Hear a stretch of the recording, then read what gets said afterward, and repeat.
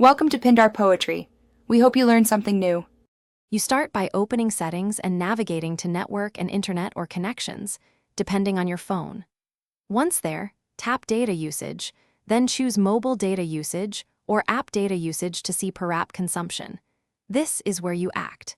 Make sure to identify the specific app or the global background data toggle you want to change, because turning off background data for the wrong app can stop notifications or background sync. Now proceed to the app-level controls on the next screen.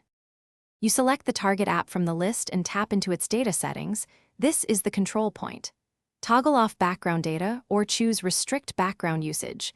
The exact label varies by Android version. Once toggled, confirm any prompts that warn about halted sync or delayed notifications. If you prefer app updates only on Wi-Fi, make sure to enable Wi-Fi only options in the app or Play Store. After done, monitor the app for a day to verify reduced data use and preserved functionality.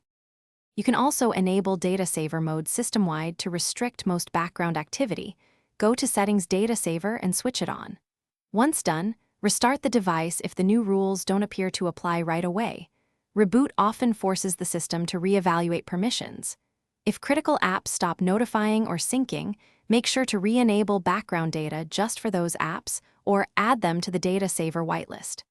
Finally, test critical functions and adjust granular settings until behavior is Thanks for watching. Consider subscribing if we helped you.